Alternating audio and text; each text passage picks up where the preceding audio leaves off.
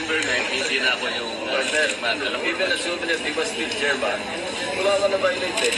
hindi ka. May nag-intervene yan eh. Ang sinasabi ko lang, halimbawa, kung hindi na ako, ikaw na kinusulta ka ba? Yun ang gusto ko lang. Ano? Hindi yung speaker. Mas gusto ko kung ikaw ang kinusulta. Ano mo? Hindi kasi ako yung Ang contempt stance, hindi naman nag-intervene. kasama yung May nag-intervene lang. Hindi na yung contempt ang pinag-usapan. Yung pag-assess mo rin dito kasi gusto natin dito. Ngayon, hinirap siya. Pumayag naman tayo. Pero ang kanyang condition na binigay, isoli nyo immediately That was after the before hearing. intervening event. Wala pa yung May request on September 8 yung ano eh. Hindi, simula. September 8 ang sulat. Kaya nga, pero yung condition mo September 8. Kaya nga, sabi, ibalik nyo dito in the Senate, hindi sa PNP. Pero kinonsulta nga, halimbawa, ikaw na nga nun bro. Kinonsulta ba ang chairman ng Pulito? Yun lang naman. Oo, hindi nga. Ang kinonsulta kasi yung speaker eh. Dapat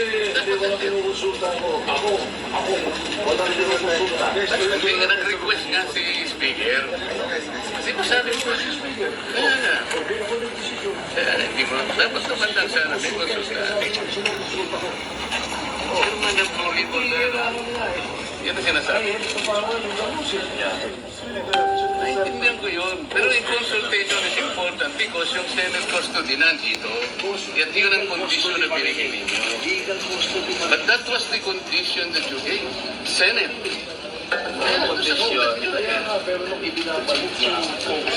Legal, and physical. Pero yun naman ang tama eh.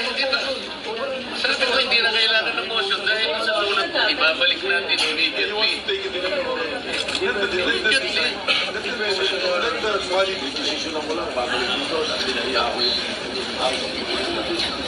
Paano po tayo may kailangan mo?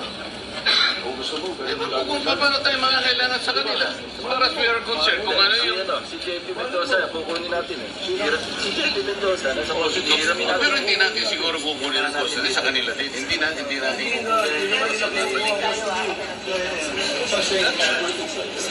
Kaya merienda muna tayo.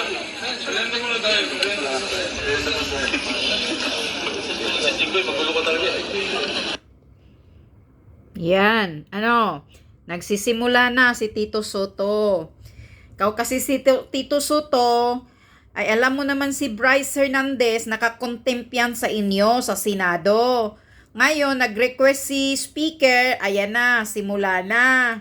Simula na ang paghari-harian ni Tito Soto, porque siya na ang Senate President. Tandaan mo, Tito Soto, iba kayo dyan sa Senado. Kayo lahat dyan sa Senado ay hindi nakikialam kung ano ang ginagawa ng House of Representatives. House ng Kawatan. Pero ngayon, nag-request daw si Tambaloslos na kunin, ilagay sa PNP. Nakakontempt yang si Bryce, tapos pinaatin nila ng hearing doon sa Kongreso, sa Kamara. Tapos ngayon, hindi na raw binalik dyan. Ipapadala doon sa PNP. Kaya yan ang sinasabi ni Senator Marcolita, na bakit hindi ka nagsasabi, sana ibalik yun dito, kasi dito yun, wala pang motion, dito yun nakakontempt. Pinahiram lang naman ang mga congressman dahil sa investigasyon. Kaya nakalabas si Bryce Hernandez. Tapos bakit hindi pinapabalik dyan? Yan ang isa nakakaduda na sa iyo, Tito Soto, Tandaan mo yan, huwag kang maghimod puwit kay Tambaloslos dahil binabantayan namin ang mga kilos ninyo.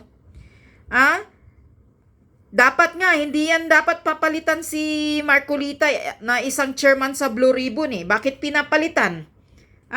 Bakit? Natatamaan ba lahat? Dahil natatamaan? Nami-mention niya kasi ang pangalan ni Saldico at ni Martin Romualdez. Kaya ngayon, gusto na siyang palitan ni Ping Lacson. Alam na kung sinong may utos. Tandaan mo, Tito Soto, huwag kayong magpapadikta. kay Martin Romualdez sa Kongreso dahil kayo dyan, hindi naman kayo nakikialam sa ginagawa ng mga kawatan sa Kongreso. Ngayon, yan, magsisimula na kayo mag-away. Tama naman si Senator Marcolita Ba't hindi binalik dyan? Nakakontempt dyan yan si Bryce Hernandez. Simula na yung apog mo Tito Soto. Kaya mga kababayan sa susunod, wag nyo nang, bakit kayo sinanalo to Parang may himala sa kumilik na nananalo yan. Diyos ko po, kahit kailan hindi ako bumuto sa Soto na yan. Langya.